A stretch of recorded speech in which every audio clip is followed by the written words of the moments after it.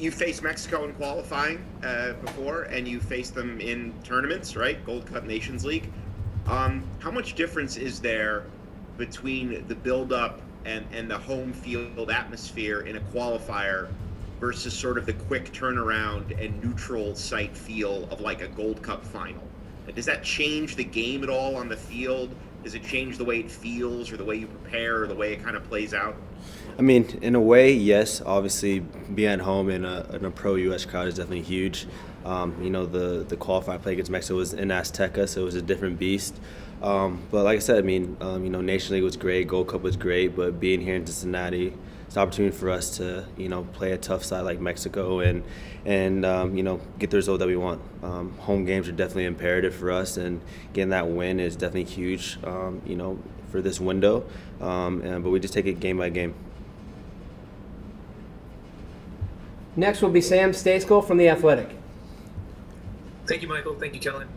Kellyn, you went the full 120 in both the Nations League final and the Gold Cup final this summer. It seemed like those matches, both of them, kind of shared in common that they were really up and down, really fast-paced, really emotional. What did you take from those games, and what did you see from them kind of in the midfield? Do you think there was a lot of involvement for you guys on the ball and for Mexico, or was it something where you're kind of locked in on duels and trying to get forward as quickly as possible? Yeah, I mean, like you said, it was a rivalry, and it definitely showed in these two games, 120-minute games and game of details. And, obviously in the midfield, it's a tough matchup against guys like Hector Herrera. You had, Edson Alvarez in there as well. Just name a couple players. And, yeah, it's a game of duels all over the field. And I think the team that wins more duels will hopefully prevail. And, we had, two great results in the summer. But, obviously it was definitely great for our confidence-wise, but for being here in qualifiers is a different beast. Mexico right now, they're number one on the table, and for us it's another opportunity to showcase ourselves and build momentum for qualifiers, and obviously we want to be on top, so it's another opportunity to showcase our talents and our abilities, and obviously gain a lot of confidence. Next we'll go to Michael DeCourcy from Sporting News. Kellyn, the two games this summer were so different from one another, as well as the fact that you basically had almost entirely different rosters for the two. Was there any similarity that carried through those two games from what you observed and what you participated in? Yeah, it's just games that, you're going to need the full time. You're not winning the game in the first minute. And it showed that each game we played 120 minutes, but each game brings different obstacles and challenges. You mentioned we had two different teams, but with both teams, everyone was ready and willing, and it shows. And with this mixed group here, it was huge. And Mexico's a strong side, and for us, it's another opportunity to showcase what we're all about, and be on the top of the table of qualifiers. Next will be Daniel Nora from Univision. Thank you, Michael. Hi, Kellyn. Thank you for your time.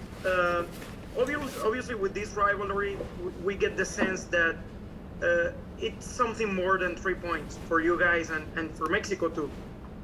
Do you know how to play this game, and do you know how important it's to win against Mexico? How do you will explain that, besides the 3 points? Besides the 3 points, obviously it's a CONCACAF rival. We've played them a couple of times this year, and it's a huge opportunity. And for us, whenever you play against a team like Mexico, you always want the upper hand to get the win. Obviously we beat them twice this year, and that's in the past. And now it's another opportunity. They're going to become guns blazing. I know they're going to want to come back at us, and it's an opportunity for us to kind of showcase what we're doing here. And obviously the 3 points is huge, but it's more so building that confidence and show the world and everyone. The U.S. is here, and we're a top team. We'll go to Charles Bone from MLS Soccer. Hey, Kellyn, thanks for speaking today. A question for you about Ricardo, who is walking a road similar to the one that you walked. And I know yours ended up having some twists and turns, but you were once a young kind of phenom, getting thrust into the U.S.-Mexico spotlight. what do you see of Ricardo and how he's adapting to this moment? And I don't know if you have or would give him advice, but if you were to be asked to do that, maybe what would your perspective be given what you've lived? Yeah, I mean, Ricardo, I mean, he's great. He's taken his opportunities really well. He's showcased well in the MLS, and then coming here with the national team, he's been great, scoring a bunch of goals, being a force up front. And for him, I mean, just keep going and doing what he's doing. I think he's a guy that's pretty level-headed, despite everything going around him. He's done a great job of being confident and quietly being a quiet assassin on the field, and credit to him. And it's just one of those games where he knows what's at stake, and I think he's ready. He's ready for the task, and as a team as a whole, we're all ready for it. Next will be Ronald Blum from the Associated Press. Hey, Kellyn, how do you balance the physicality expected of you in games like this and other qualifiers with not getting cards held up on you? Yeah, you just have to just go for it. Obviously, you don't want to get silly yellow cards, but if the game needs it, then it needs it. But you got to bring that physicality to the game, especially against a tough Mexican side. And for us, you can't really think too much about getting a yellow card. Obviously, we don't want red cards, but I mean, obviously, yellow cards are part of the game. But if we can minimize that as much as possible, it's huge. But you got to bring that physicality. We'll go to Bruce Schoenfeld from ESPN. Hey, Kellyn, thanks so much for doing this. I want to ask you about another teammate, DeAndre Yedlin. You guys kind of came on the scene at about the exact same time in 2013, have taken different paths. How has he evolved as a player in watching him up close and from afar over those 8 years? And secondarily, has he had any influence on you, or have you had an influence on him over those years? I mean, I would hope so. I had an influence on him, but Dre's been tremendous.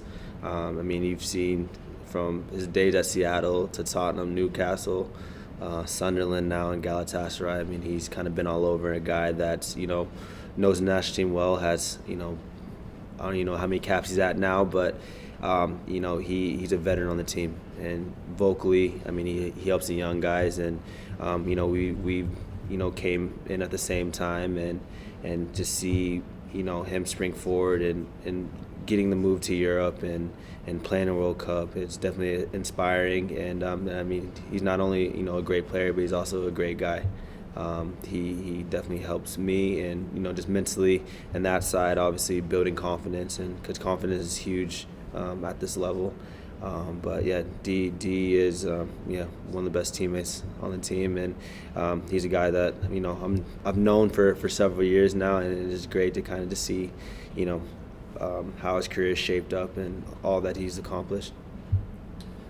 To help Kellyn out, DeAndre has 69 caps, the most 69. of any player on this U.S. roster. We'll go to Pat Brennan from the Cincinnati Enquirer. Cool. Thanks a lot, Michael. Kellyn, can you hear me okay? Yeah, I can hear you. Okay, great. Just curious, because you're just a couple days removed from a huge result in the league, and now you come into, I think fair to say, not just any U.S. men's national team camp because of, not only is it World Cup qualifying, but the Mexico match in particular.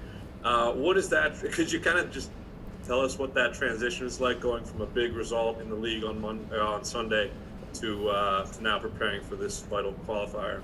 Yeah, I mean, that's just the nature of the game. You guys just switch gears. Obviously, it was great for us to, get first in the West, and that was a huge accomplishment for my team and in the club.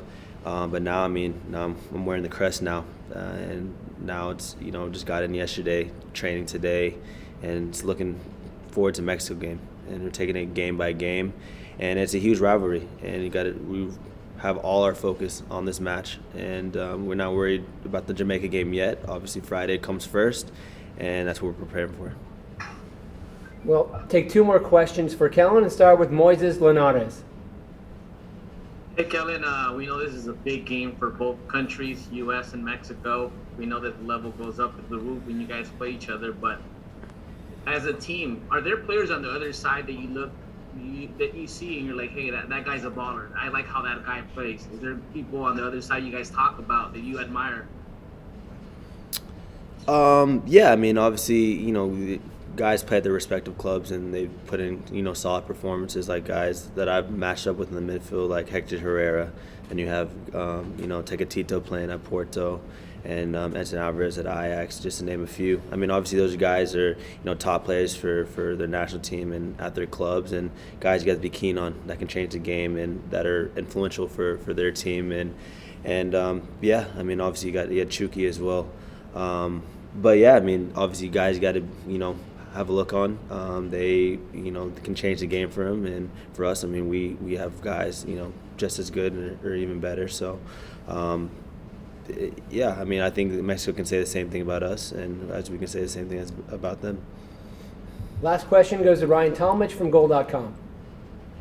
Hey, Kellyn, when you look at the way that tournament soccer plays, obviously it's a different sort of mindset. When you go into those finals against Mexico, you have to be ready for 120 minutes. You might be a little bit more tentative. There might be a feeling out process that you don't necessarily get with a World Cup qualifier. So looking at this game, what sort of game do you expect? You said you expect them to come out guns a-blazing, but what do you kind of expect for them? Do you expect them to come out hot? Do you guys expect to come out hot? How do you kind of approach what this game will be played like?